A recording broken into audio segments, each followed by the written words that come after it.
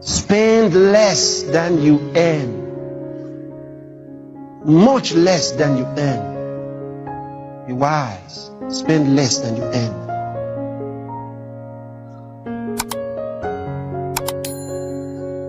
Don't say the money is not enough. I just told you. Listen, under normal circumstances, the 8,000 would have not been enough. I knew it. So that's why I wasn't interested in the list of things they were going to write for me.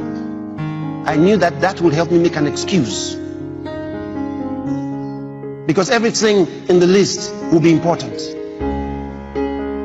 But I was going to also use the miracle power of God to work things out for me. That's why you have to connect with God. What one man is spending ₦1 million on, you will probably do for 100,000. And they'll be surprised.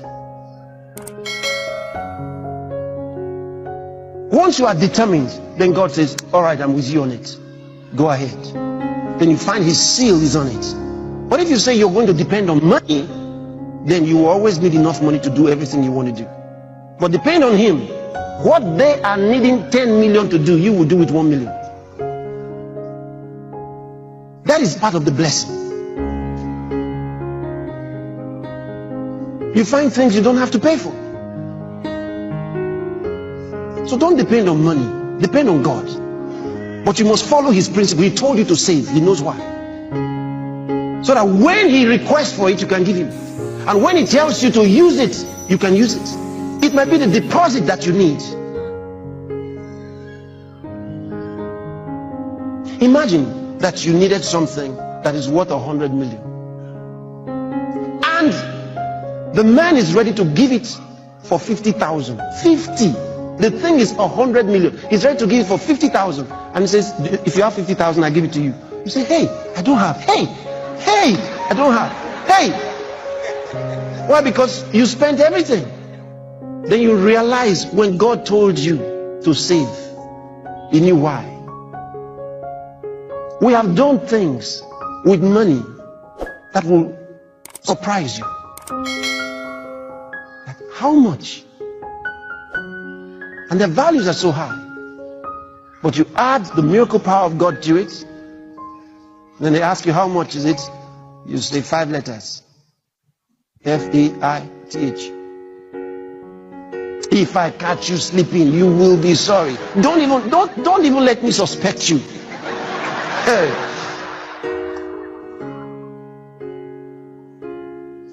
So keep your eyes wide open. Don't rest your eyes. And if you are meditating on what I'm saying, keep your eyes open and meditate. Hallelujah. I want to show you a few things on saving just now. Just relax. Tell somebody, relax. So that's the first thing. Learn to save. Start saving. No matter how much you are receiving, start saving. Now, we will talk about where do you save. Do you put it in your house? Do you put it in the bank? Where do you now? You are saving, but where do you save? Because that's an important thing. See? It's one thing to have something you want to save, but where do you save it? I'll tell you. Now, the things I'm sharing with you are important because, you see, they come from the Word. And that's what gives credence to them. Let me give you an example. Genesis chapter 41. Let's read from verse 25.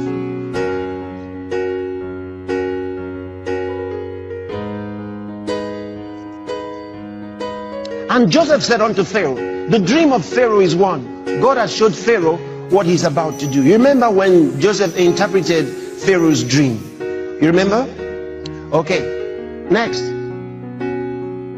The 7 good kings are 7 years. And the 7 good years are 7 years. The dream is 1. Okay? And the 7th and ill-favored king that came up after them are 7 years, and the 7 empty years blasted with the east wind shall be 7 years of famine. You know this story. Okay. 7 thin cows eating up 7 fat cows. What a story. Verse 28. This is the thing which I have spoken unto Pharaoh. What God is about to do, he showeth unto Pharaoh. Next. Behold, there come 7 years of great plenty throughout all the land of Egypt. 7 years of plenty will come. And there shall arise after them 7 years of famine. And all the plenty shall be forgotten in the land of Egypt, and the famine shall consume the land. He says, you're going to have, says God is showing you in the dream what's going to happen, Pharaoh. Joseph is telling him the meaning of his dream. He says, you will have 7 years of prosperity. After that, 7 years of famine will come. And the famine will be so severe that the 7 years of prosperity will be forgotten. It will consume the land. Next verse. And the plenty shall not be known in the land by reason of that famine following, for it shall be very grievous, very severe. 32. And for that the dream was doubled unto Pharaoh twice.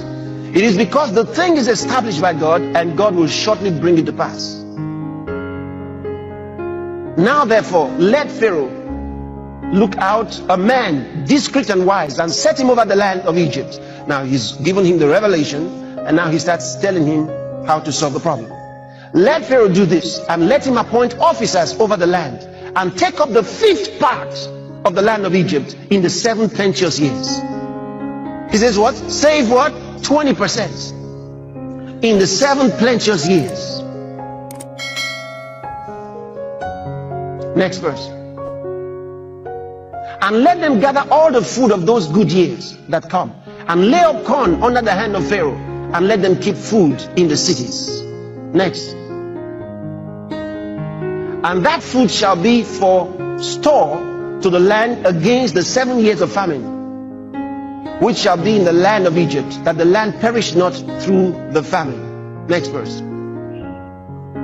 And the thing was good in the eyes of Pharaoh, and in the eyes of all his servants. The advice given by Joseph, that they should save 20% in the next 7 years, ahead of 7 years of famine that will come. And Pharaoh said unto his servants, can we find such a one as this is, a man in whom the Spirit of God is? And Pharaoh said unto Joseph, forasmuch as God hath showed thee all this, there is none so discreet and wise as thou art.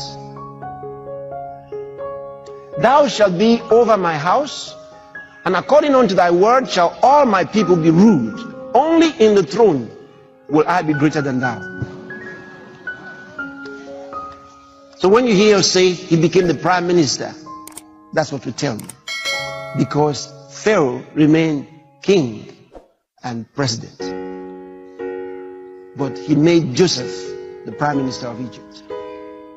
Thou shalt be over my house, and according unto thy word shall all my people be ruled. Only in the throne will I be greater than thou. Next. And Pharaoh said unto Joseph, see, I have set thee over all the land of Egypt. And Pharaoh took off his ring from his hand, and put it upon Joseph's hand, and arrayed him in vestures,